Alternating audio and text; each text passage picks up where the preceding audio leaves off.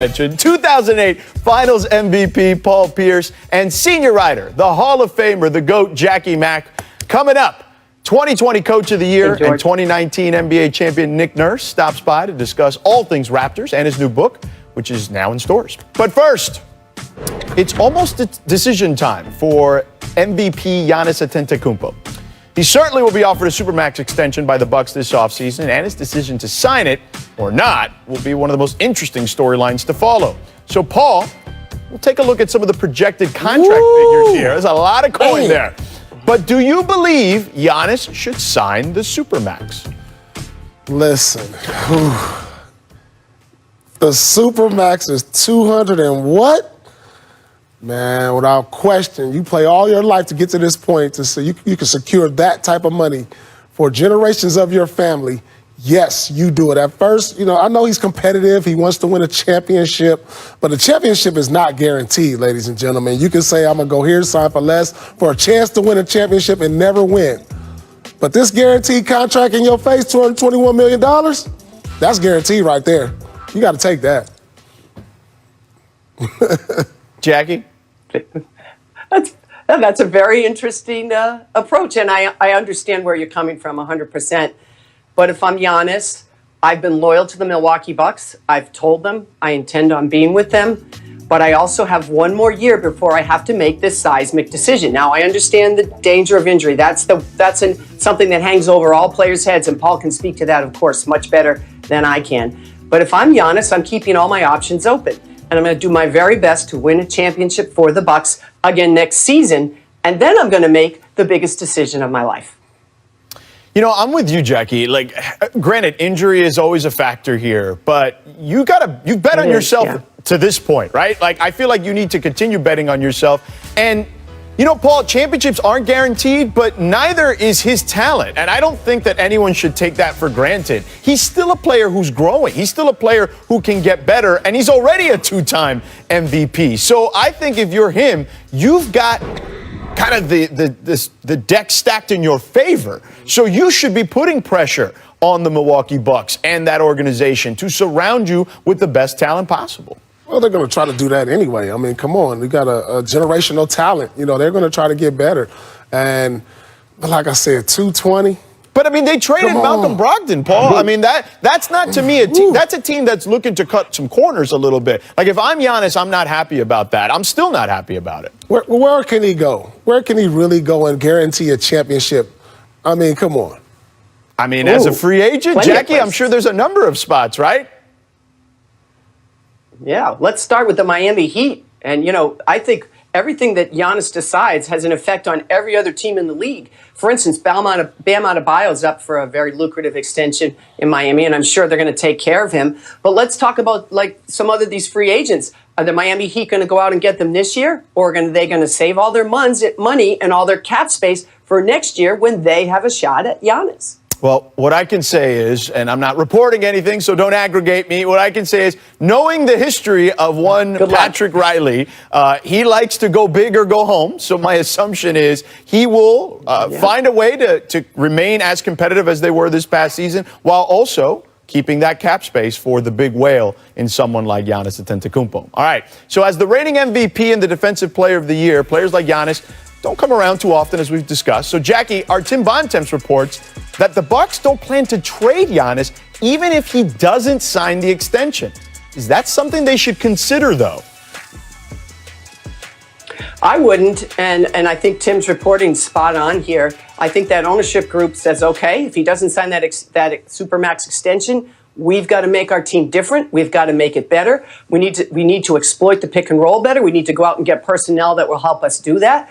We need to get players that will space the floor. That's why you keep hearing Chris Paul's name associated with the Milwaukee Bucks, because he really would help them in many of those things I just discussed. Not to mention that he's still one of the top defenders in the league, even at his age. So I think the Bucks, if he doesn't sign it, if Giannis doesn't sign it, and I don't believe that he will, I think you're going to see them go out and make a big deal.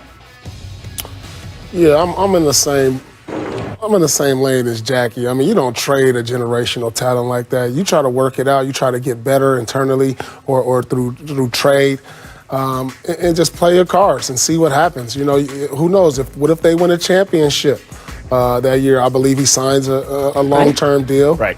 Even if they don't, they'll have the summer. Maybe they can search for a sign and trade if he says, I'm not coming back. But there's no way I'm moving early on this if he doesn't sign an extension. And let's just say that the worst case scenario happens, right? And that he does leave for another team.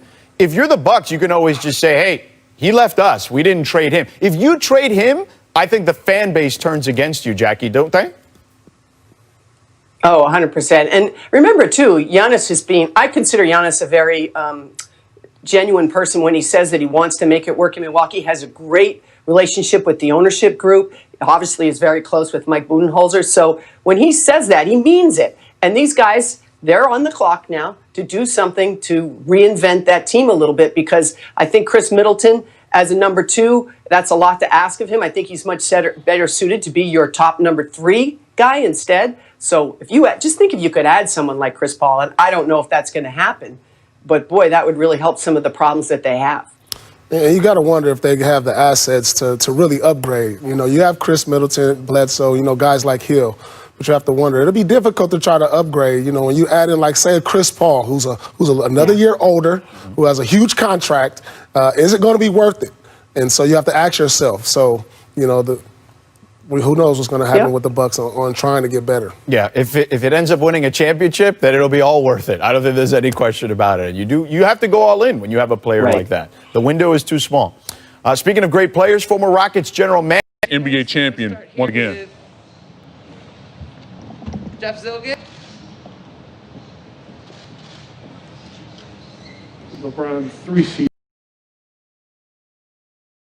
seasons ago, after you beat Toronto, you told Cleveland.com that you didn't have anything left to prove, or you asked what you had left to prove.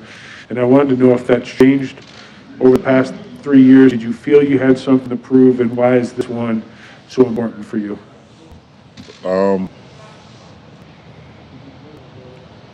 I think, personally, thinking I had something to prove fuels me and fueled me over these last year and a half since my injury.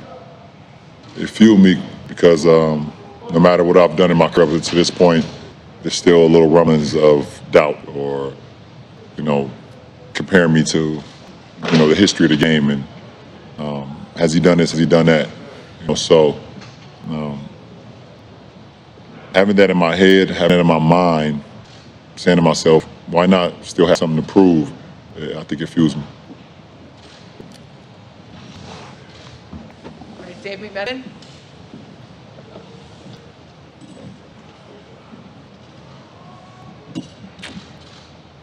LeBron, all the circumstances surrounding this one, being in Orlando, having 4.5-month hiatus, away from family, everything going on in the country, how does that add context to this 4th ring versus the other 3?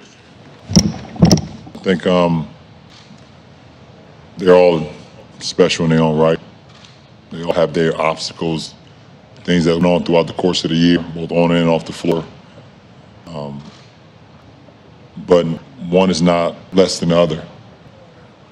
Because when you're able to put yourself in this position to be able to win a championship, the first thing you start to think about is how much work you've put in over the course of the year. How much you've sacrificed, how much you dedicated to the game and to your craft. That's always been the most fulfilling thing for me, besides seeing my teammates as happy as they are, is being able to know that you could put the work in, literally trust the process, live up the process, and then see the results.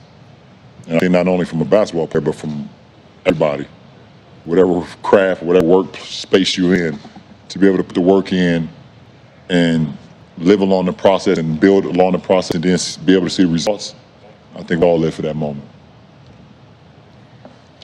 Okay, we're gonna go Michael. Okay. You're gonna be everybody tonight. LeBron, could you sense that with the mental wear of the bubble that it was getting to other teams? And in the last few days, was there kind of a weird feeling of we're reaching, not just possibly winning a championship, but reaching the end of this journey? Like, did that feel different even than the other title runs? To answer your first question, so much going on inside the bubble and everything, and us, going into unknown. It's kind of hard for me personally. Once I got inside here, saying, okay, this is my mission. I want to win a championship since I'm here. It was hard for me to kind of focus on other teams and what other players were feeling. I didn't engage in that. I didn't look for it. I wanted to keep my energy in the right space. And over the last couple of days, you definitely thought about it. You thought about just being here, how successful it is. And I commend Adam Silver in the NBA, and Michelle Robert, Chris Paul over at the NBPA, and so many people that had it to make this happen, to make this work. And I think we all can say, from the social injustice conversations, the voter suppression, police brutality, have this platform and have our players be able to unite like that, it's something that you will miss. You will think back on it. And I think one of the biggest things, not only besides the social injustice and all the things I mentioned, we had 0 positive tests. We had 0 positive tests for as long as we were here.